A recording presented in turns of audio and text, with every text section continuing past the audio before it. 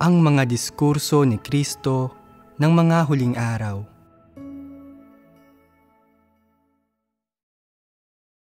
Ang mga prinsipyong dapat gumabay sa asal ng isang tao.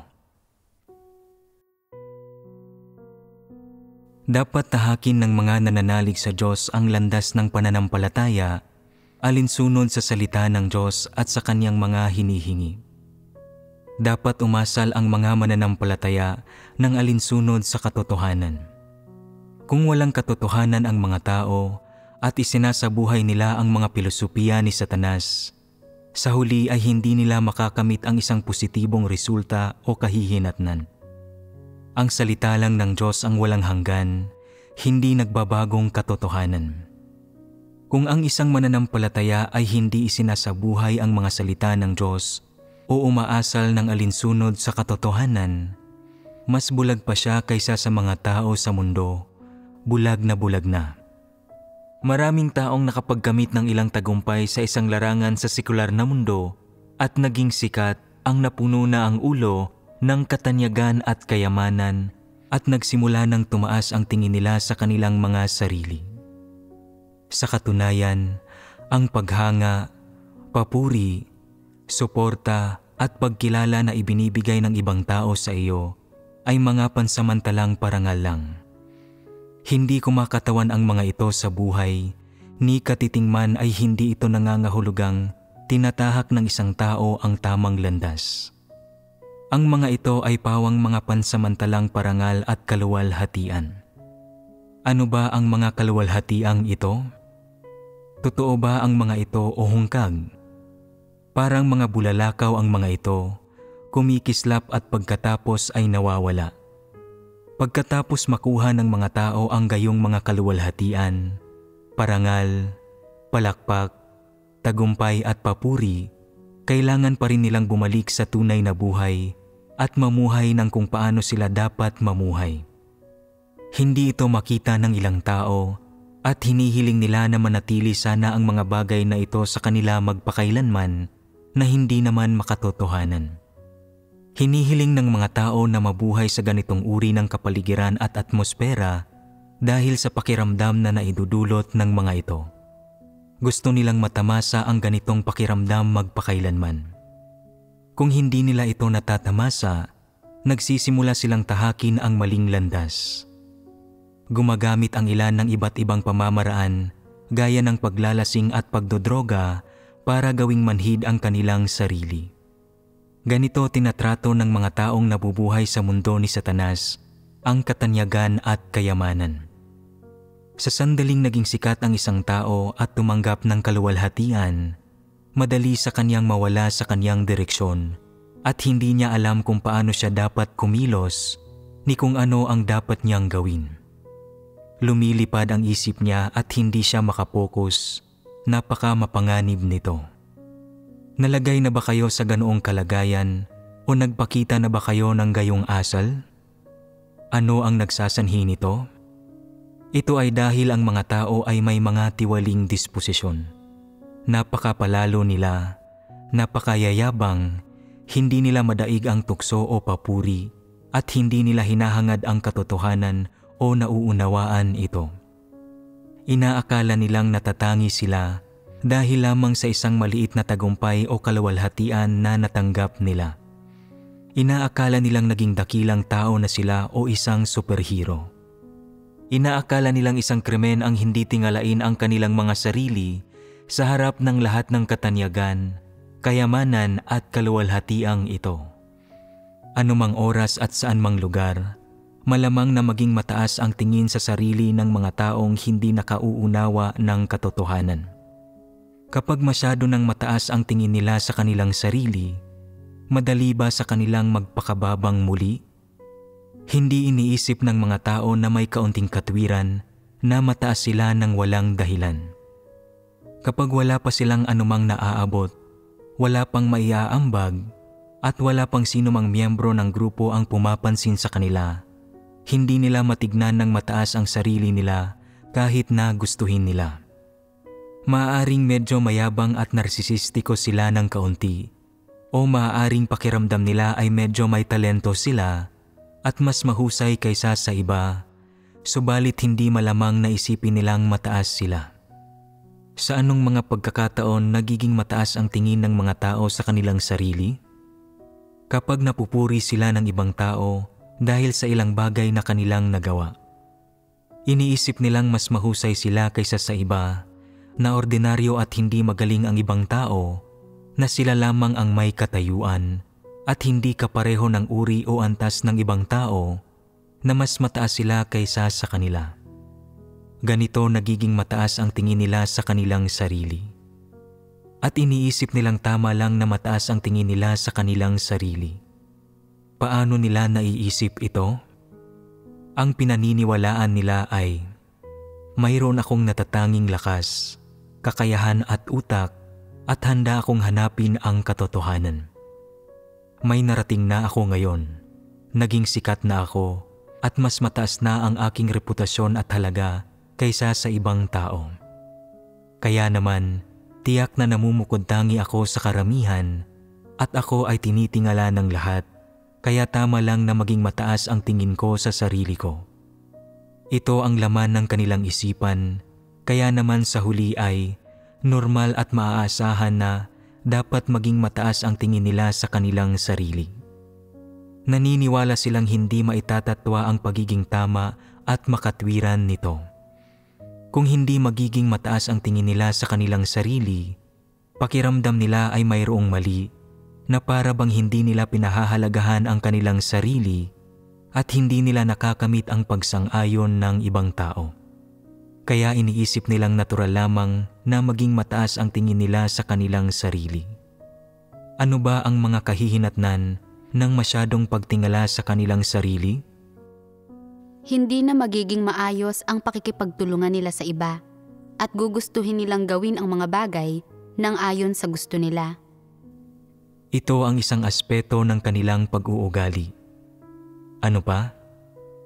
Hindi na sila mapagkumbaba. Hindi na nila hinahangad na sumulong sa larangan ng kanilang gawain at lubos na silang umaasa sa kung ano na ang kaya nila. Ayaw nilang magpasakop sa mga sitwasyon na ayaw nila. Bakit ayaw nilang magpasakop? Nakakapagpasakop ba sila noon? Wala silang kakayahan para maging mayabang noon at nagagawa pa nilang pigilin at supilin ang kanilang sarili. Kaya nakakapagpasakop pa sila. Subalit ngayon, pakiramdam nila ay may kakayahan sila at mga kwalifikasyon at na naiiba sila sa iba, kaya iniisip nilang maididikta nila ang sarili nilang kagustuhan at tumatanggi silang magpasakop. Pakiramdam nila ay iba na sila mula sa kung sino sila dati, na may katayuan na sila. Kilala na sila at na hindi sila dapat madaling magpasakop sa iba. Kung ganoon ang gagawin nila, hindi ito magiging akma sa kanilang katayuan at hindi sila mabubuhay ayon sa inaasahan sa kanila. Sa tingin nila ay may karapatan silang magsabi ng hindi at may karapatan silang tumangging magpasakop sa iba. Ano pa ang ibang pag-uugali na ipinapakita nila? Kapag ang lagay nila ay maging malala, maaaring maging gaya pa sila ni Pablo na sinasabing, "Nakipagbaka ako ng mabuting pakikipagbaka, natapos ko na ang aking takbo, iningatan ko ang pananampalataya. Buhat ngayon ay natataan sa akin ang putong ng katuwiran." At magsisimula silang makipagnegosasyon sa Diyos, nalilimutan nilang sila ay nilikha. Nakakalimutan nila kung sino sila. Mabuti ba sa tingin ninyo na tingalain ng tao ang kanyang sarili? Hindi. Kung hindi, bakit mataas ang tingin ng mga tao sa kanilang sarili? Dahil sa satanikong disposisyon sa loob nila. Ang pagkakaroon ng satanikong disposisyon ay hindi maiiwasan at tiyak na ito ang ugat ng problema. Ano pa ang ibang dahilan? Pag-usapan natin ang mga praktikal na kadahilanan. Sobrang binibigyang diin ng mga tao ang mga nakamit nila, tinuturing ang mga iyon na buhay mismo. Kaya, lagi silang nalulugod sa kanilang tagumpay na humahantong sa kalagayan ng pagkakampante na hindi nila natatakasan. Ito ang pinakapunto ng usapin. Tungkol ito sa hinahangad at minimithi ng tao sa kanilang mga puso, gayon din sa landas na pinipili nilang tahakin. Naniniwala ang maraming tao na may tayog sila hanggat nagagawa nila ang mga paulit-ulit na gawain at natutupad ang ilang tungkuling nangangailangan ng teknikal na kaalaman. Kapag mas mahusay, pambihira at magaling ang gawa nila, mas lalo itong nagpapatunay na nagtataglay sila ng realidad na mahal nila ang Diyos at na sila ay masunurin sa Kanya. Tinuturing nila ito na kanilang buhay. Kaya naman, tiyak na pahahalagahan nila ito at hahangarin ito bilang mithiin ng buhay nila, pero ang mithiin at direksyon nila ay mali, gayon din ang landas nila. Higit pa rito, sa pinakaugat nito, ang pagkaunawa ng mga tao sa buhay, ang paghahangad sa katotohanan, at kung ano ang ibig sabihin ng mataglay ang katotohanang realidad ay may depekto. Kapag may depekto sa pagkaunawa ng mga tao, ang kaalaman nila at sukdulang pagtatansya nila sa isang bagay ay may depekto rin. Kung ang pagkaunawa mo ay may depekto, ang hinahangad mo ay may depekto rin. Bilang resulta, ang landas na pipiliin mo ay malamang na magkaproblema at ang direksyon at mga mithiin mo sa buhay ay magiging may depekto rin. Alam ng lahat na hindi mabuting bagay para sa tao na maging mataas ang tingin sa kanyang sarili dahil lamang nakapagkamit siya ng ilang resulta sa kanyang tungkulin. Kung gayon, bakit nagiging mataas pa rin ang tingin ng mga tao sa kanilang sarili? Ang isang bahagi nito ay dahil sa kayabangan at kababawan ng tao. May iba pa bang mga dahilan? Ito ay dahil hindi natatanto ng mga tao na ang Diyos ang naggagabay sa kanila na makamit ang mga resultang ito. Iniisip nilang karapat-dapat sila sa lahat ng papuri at may taglay silang kakayahan kaya mataas ang tingin nila sa sarili. Sa totoo lang, kung wala ang gawain ng Diyos, walang magagawang kahit ano ang mga tao, pero hindi nila ito makita. Tama ang pahayag na ito at ito rin ang pinakamahalaga sa isyung ito.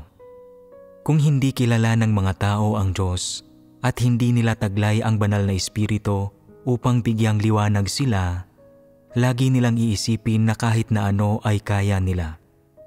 Kaya, kung mayroon silang kakayahan, maaari silang maging mayabang at maging mataas ang tingin sa sarili. Sa pagganap ninyo ng inyong tungkulin, nadarama ba ninyo ang patnubay ng Diyos at ang kaliwanagan ng banal na Espiritu? Kung nagagawa ninyong maramdaman ang gawain ng banal na Espiritu, pero mataas pa rin ang tingin ninyo sa inyong sarili at iniisip ninyong nagtataglay kayo ng realidad, ano ang nangyayari rito? Kapag nagbunga na ang pagganap natin ng ating tungkulin, iniisip natin na kalahati ng papuri ay para sa Diyos at kalahati ay para sa atin. Pinalalaki natin ng walang hangganan ang ating pakikipagtulungan. Iniisip natin na wala nang mas hahalaga pa kaysa sa ating naitulong at na hindi naging posible ang pagbibigay kaliwanagan ng Diyos kung wala ito. Kaya, bakit nga ba binigyan ka ng kaliwanagan ng Diyos? Mabibigyan din ba ng Diyos ng kaliwanagan ang ibang tao? Kapag binibigyang liwanag ng Diyos ang isang tao, ito ay dahil sa biyaya ng Diyos. At ano naman ang kaunting na itulong mo? Dapat ka bang purihin para sa bagay na ito o tungkulin at responsibilidad mo ba ito? Kapag kinikilala mong tungkulin at responsibilidad mo ito, wasto ang pag-iisip mo at hindi mo maiisip na subukang umani ng papuri para dito.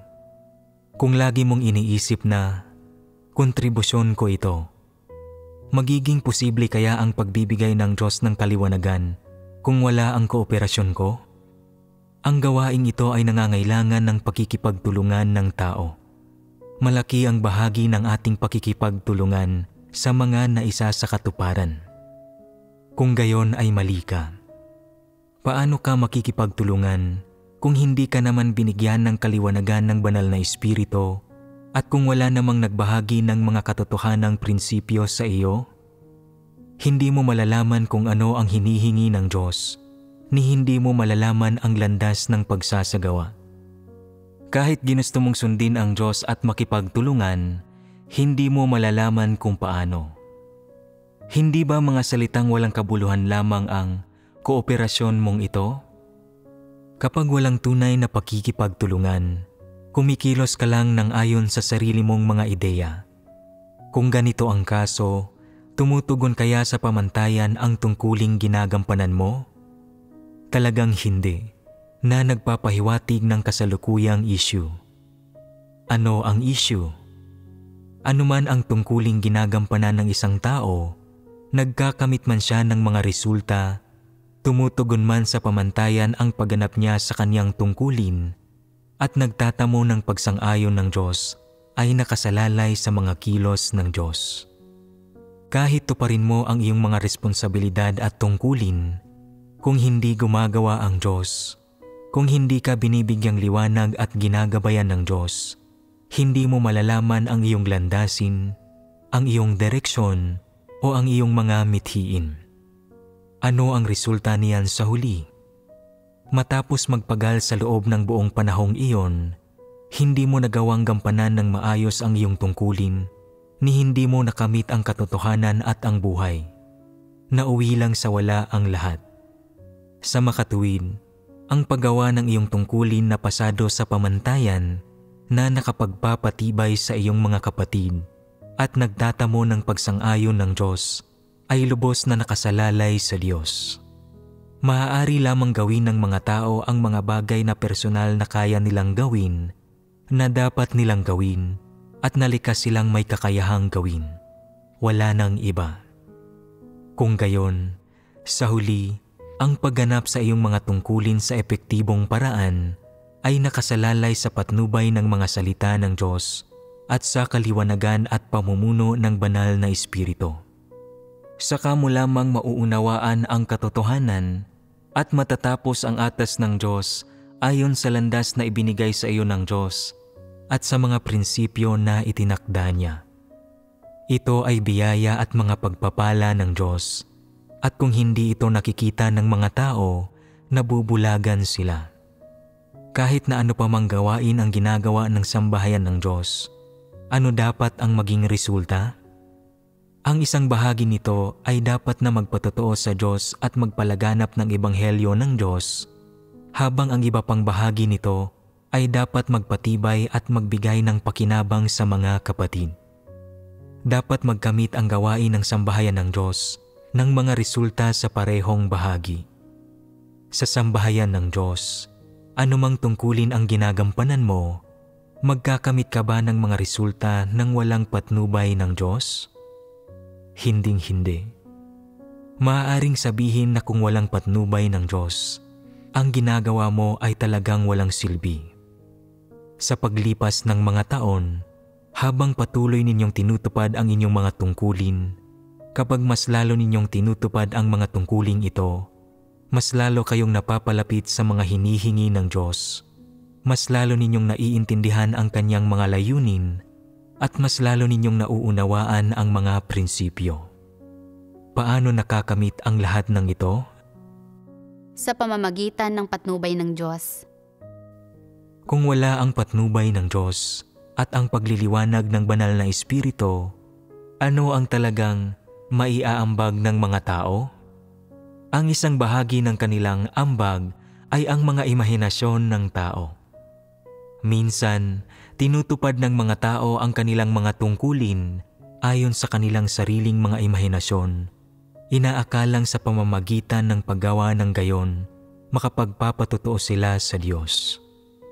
Gayunpaman, taliwas ang resulta. Ang nagagawa nila ay hindi lamang nabibigong makamit ang inaasam na epekto ng pagpapatotoo sa Diyos. Sa halip, mukha itong hindi tunay at hindi praktikal. Produkto lamang ito ng mga imahinasyon at gawa-gawa ng tao na sa huli ay nagbibigay kahihiyan sa Diyos. Ang isa pang bahagi nito ay ang mga haka-haka ng tao. Mahilig ang mga taong kumilos batay sa kanilang mga pansariling haka-haka at naniniwala sila na ang mga haka-haka nila ay nakaayon sa katotohanan. Kapag kumikilos sila ng ayon sa kanilang mga haka-haka, inaakala nilang natatanggap nila ang pagsang-ayon ng iba at niluluwalhati ang Diyos. Bilang resulta, ginagawa nila ang maraming bagay batay sa kanilang mga pansariling haka-haka at hindi lamang nila nabibigong makamit ang inaasam na epekto ng pagpapatotoo sa Diyos. Sa halip, inililigaw nila ang iba na tanggapin ang mga haka-hakang ito bilang katotohanan. Hindi lamang ito pumipigil sa kanila na sumunod sa Diyos, kundi humahantong din ito sa mga maling pagkaunawa, paghihinala, pagkundina at paglapastangan laban sa Diyos. Ito ang mga kahihinatnan ng pagkilos batay sa mga pansariling haka-haka ng isang tao at ng pagpapakalat ng mga haka-hakang ito. Kapag kulang sa pagkaunawa sa katotohanan ang mga tao, umaasa sila sa mga imahinasyon at haka-haka upang patnubayan ang kanilang mga kilos. Maliban sa mga imahinasyon at haka-haka, ang iba pang aspeto ng kung ano ang iniaambag ng tao ay ang pantaong kaalaman. Pagkatapos makakuha ng maraming kaalaman sa iba't ibang larangan, ginagamit nila ang kaalamang ito upang kilatisin ang mga hinihingi ng Diyos, ipalagay kung ano ang katotohanan at husgahan mismo kung paano tutuparin ang kanilang tungkulin at isa sa katuparan ang mga layunin ng Diyos. Ano ang resulta ng gayong mga kilos? Tiyak na sumasalungat ang mga ito sa mga layunin ng Diyos dahil sumasalungat at kumukontra sa katotohanan ang pantaong kaalaman. Kapag tinutupad ng mga tao ang kanilang tungkulin batay sa pantaong kaalaman, anong uri ng sitwasyon ang nililikha nito sa iglesia? Mag-iidolo ang mga tao ng kaalaman at ihahambing ang isa't isa upang malaman kung sino ang mas may alam, kung sino ang mas maraming nabasang aklat, o kung sino ang nagtataglay ng mas mataas na mga akademikong kwalifikasyon. Ito ang mga klase ng mga bagay na hilig nilang paghampingin. Kapag lumitaw ang gayong sitwasyon sa loob ng iglesia, may kinalaman ba ito sa mga taong ginagamit ang pantaong kaalaman upang maglingkod at magpatotoo sa Diyos? Tiyak na may kinalaman ito. Ano ang mga kahihinatnan ng paggamit ng isang tao sa pantaong kaalaman upang magampanan ang tungkulin at magpatotoo sa Diyos? Humahantong ito sa pagpili sa kaalaman ng tao kaysa sa pagmamahal sa katotohanan. Inililihis nito ang mga tao patungo sa landas ng paghahangad sa pantaong kaalaman. Hindi ito wasto at nagsasanhi sa tao na ganap na lumihis mula sa tunay na daan. Ito man ay sa paggamit ng mga imahinasyon, haka-haka o pantaong kaalaman upang magpatotoo sa Diyos at paglingkuran siya. Wala sa mga pamamaraang ito ang makapagkakamit ng inaasam na resulta ng pagtulong sa mga taong makilala at makasunod sa Diyos. Sa halip, madaling mahahadlangan ng mga ito ang mga tao na bumaling sa Diyos. Kaya, ang paggamit sa mga imahinasyon, haka-haka o pantaong kaalaman upang magpatotoo sa Diyos ay pawang isang uri ng paglaban sa Diyos. Ginagambala at ginugulo nito ang gawain ng Diyos at hindi niya sinasang-ayunan ang gayong mga kilos. Ang mga imahinasyon, haka-haka at kaalaman ng tao ay pawang mga aspeto ng kinasasakupan ng kaisipan.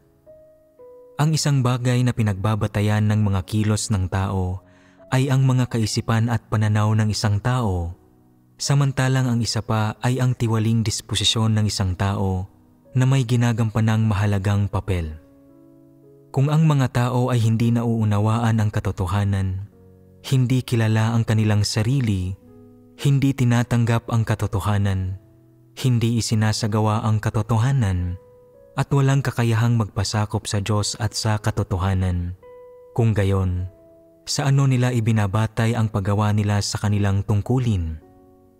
Kumikilos sila batay sa kanilang kayabangan, pagiging mapanlinlang, kasamaan, kalupitan at pagmamatigas na pawang mga aspeto ng kanilang tiwaling disposisyon.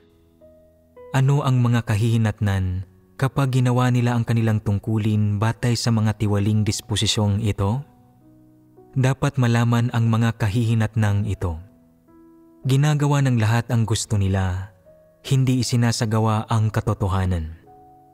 Kanya-kanyang gumagawa ang mga tao, kumikilos ng hindi nagkakaisa at nagsasanhi ng pagkagambala at kaguluhan. Nagiging magulo at walang kaayusan ang isang gawaing pwede sanang maayos na nagawa.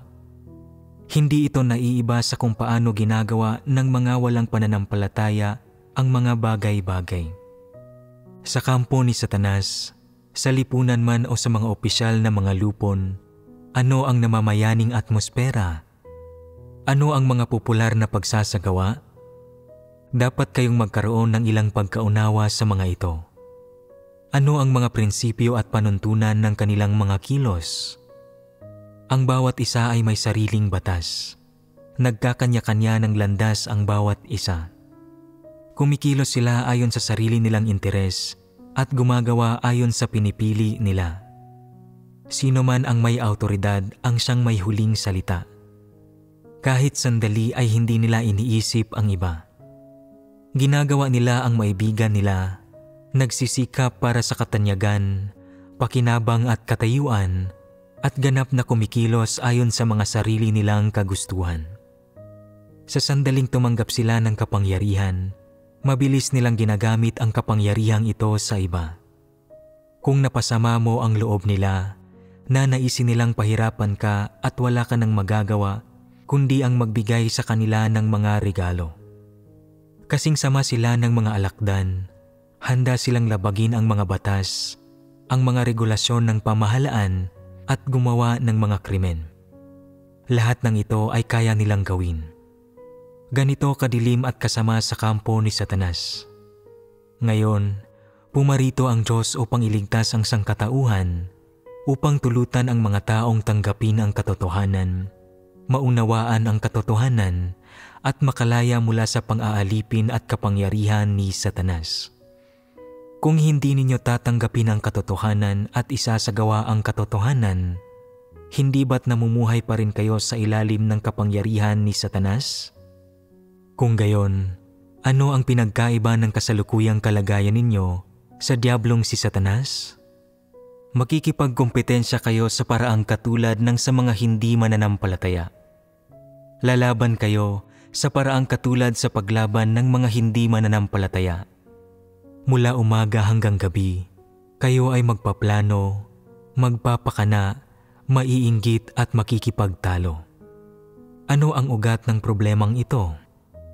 Ito ay dahil may mga tiwaling disposisyon ang mga tao at namumuhay ang mga tao ayon sa mga tiwaling disposisyong ito. Ang paghahari ng mga tiwaling disposisyon ay ang paghahari ni Satanas.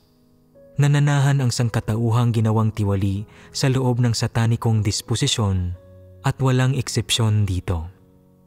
Kaya, hindi mo dapat isipin na masyado kang mabuti, masyadong maamo, o masyadong matapat para makipag-agawan sa kapangyarihan at kapakinabangan.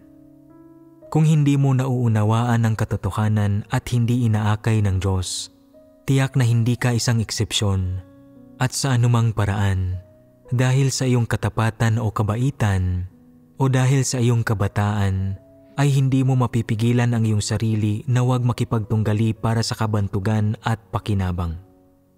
Sa katunayan, hahangarin mo rin ang katanyagan, pakinabang at katayuan hanggat mayroon kang pagkakataon at pahihintulutan ito ng kalagayan.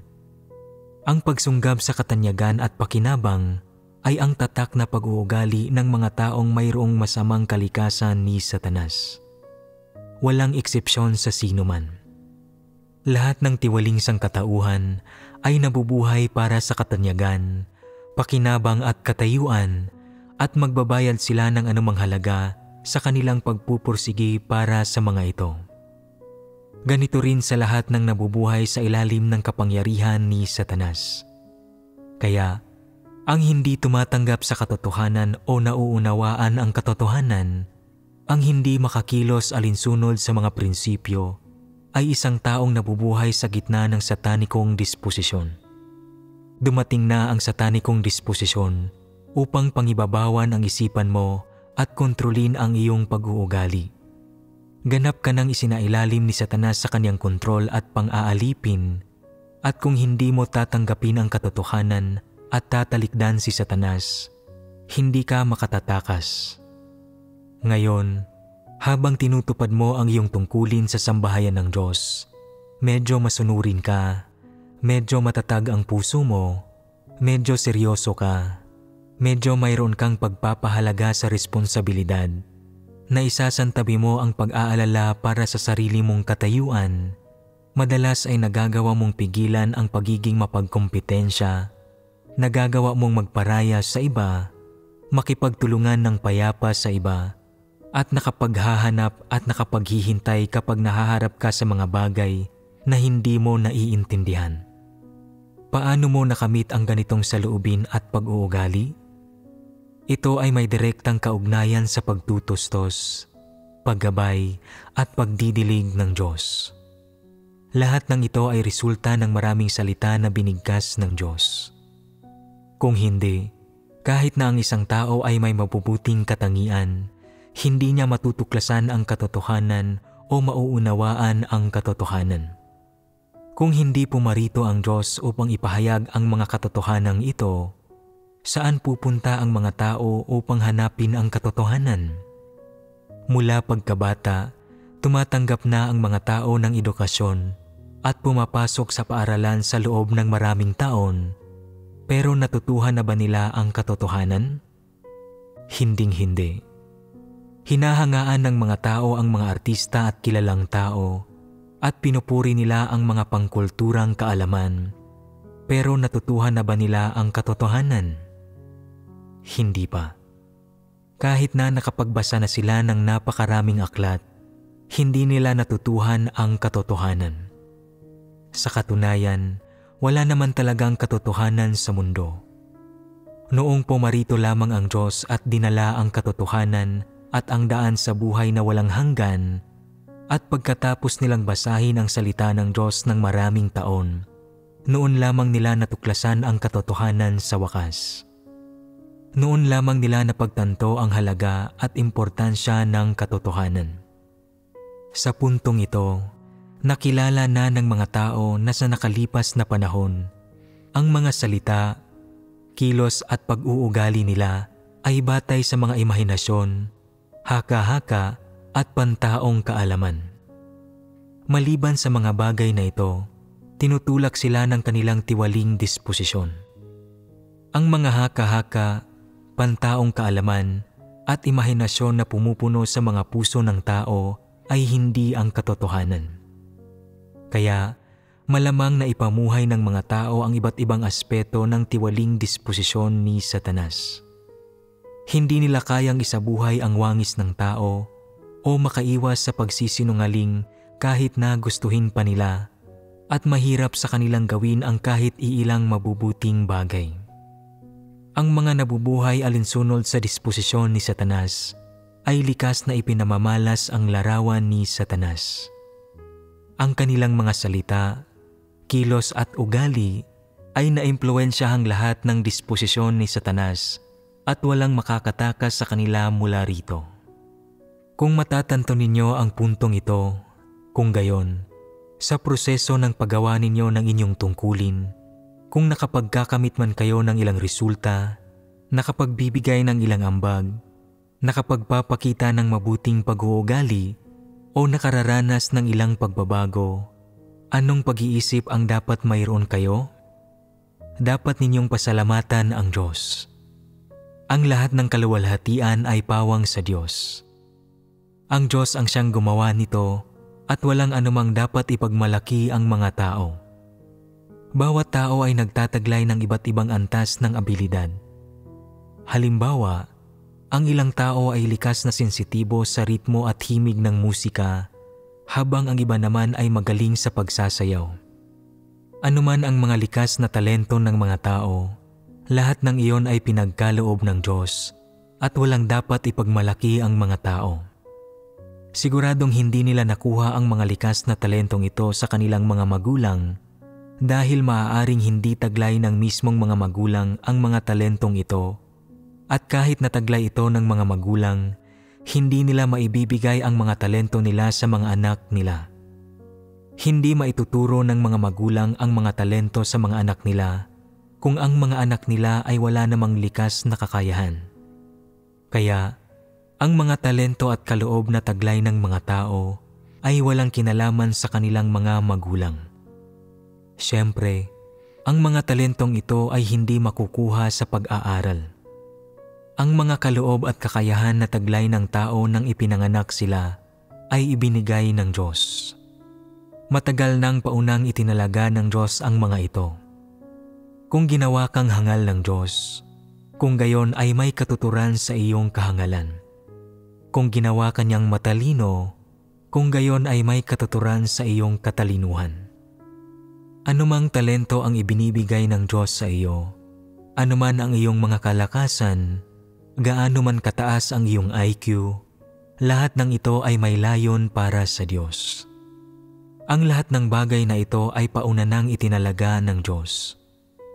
Ang papel na ginagampanan mo sa iyong buhay at ang tungkuling tinutupad mo ay matagal na panahon nang paunang itinalaga ng Diyos. Nakikita ng ilang tao na ang iba ay nagtataglay ng mga kalakasan na wala sa kanila at hindi sila nasisiyahan. Gusto nilang baguhin ang mga bagay-bagay sa pamamagitan ng iba yung pag-aaral, iba yung pagtuklas at pagiging mas masikap. Ngunit may limitasyon ang maaaring matamo ng kanilang sigasig at hindi nila mahihigitan ang mga may kaloob at kadalubhasaan. Gaano ka man lumaban, wala itong saysay. Inorden ng Diyos kung magiging ano ka at walang magagawa ang sinuman para baguhin ito. Saan ka man magaling, doon ka dapat magsumikap. Anuman ang tungkuling na babagay sa iyo, ay ang tungkulin na dapat mong gampanan. Huwag mong subukang ipilit ang iyong sarili sa mga larangang hindi saklaw ng iyong mga kasanayan at huwag mainggit sa iba. May kanya-kanyang tungkulin ang bawat tao. Huwag mong isiping magagawa mo ang lahat ng mabuti o na mas perpekto ka o mas mahusay kaysa sa iba na laging gustong palitan ang iba at ibida ang sarili. Isa itong tiwaling disposisyon. May mga nag-iisip na hindi sila mahusay sa anumang bagay at nawala talaga silang mga kasanayan. Kung ganoon ang kaso, kailangan mo lamang maging isang taong nakikinig at sumusunod sa isang praktikal na paraan. Gawin mo ang makakaya mo at gawin ito ng maayos ng buong lakas mo. Sapat na iyon. Malulugod na ang Diyos. Huwag mong isipin palagi na malampasan ang lahat ng tao, na gawin ang lahat ng bagay ng mas magaling kaysa sa iba at mamukod tangi sa karamihan sa lahat ng paraan. Anong klaseng disposisyon iyan? Isang mayabang na disposisyon. Laging nagtataglay ng mayabang na disposisyon ang mga tao at kahit nais nilang magsumikap para sa katotohanan at bigyang kasiyahan ang Diyos, nagkukulang sila. Mas malamang na malihis ng landas kapag kontrolado ng mayabang na disposisyon ang mga tao. Halimbawa, may ilang tao na nais na magpasikat palagi sa pamamagitan ng pagpapahayag ng mabubuting intensyon nila sa halip na ipahayag ang mga hinihingi ng Diyos. Pupurihin ba ng Diyos ang gayong klaseng pagpapahayag ng mabubuting intensyon? Para maisaalang-alang ang kalooban ng Diyos, kailangan mong sundin ang mga hinihingi ng Diyos at para magampanan ang iyong tungkulin, kailangan mong magpasakop sa mga pagsasaayos ng Diyos. Ang mga taong nagpapahayag ng mabubuting intensyon ay hindi isinasaalang-alang ang kalooban ng Diyos, kundi sa halip ay palaging sinusubukang gumawa ng mga panibagong panlalansi at bumibigkas ng mabulaklak na mga salita. Hindi hinihingi ng Diyos na isaalang-alang mo siya sa ganitong paraan. Sinasabi ng ilang tao na ganito sila kapag nakikipagtagisan. Sa anumang anggulo, ang pakikipagtagisan ay isang bagay na negatibo. Isa itong paghahayag, isang pagpapamalas ng mayabang na disposisyon ni Satanas. Kapag may ganoon kang disposisyon, palagi mong sinisikap na pigilan ang iba, palagi mong sinusubukang maungusan ang iba, palagi mong minamanipula ang iba, palaging sinusubukang may makuha sa mga tao. Labis kang naiinggit, wala kang sinusunod, at palagi mong sinusubukan na mamukod-tangi sa lahat. Magiging problema ito. Ganito kumilos si Satanas. Kung talagang nais mong maging isang katanggap-tanggap na nilalang ng Diyos, huwag mo nang hangarin ang iyong sariling mga pangarap. Masama ang subukang maging higit pa at mas mahusay kaysa sa kung ano ka para makamit ang iyong mga pakay. Dapat kang matutong magpasakop sa mga pangangasiwa at pagsasaayos ng Diyos at huwag kang humigit sa kung ano ang nababagay sa posisyon mo. Ito lamang ang nagpapakita ng katuturan.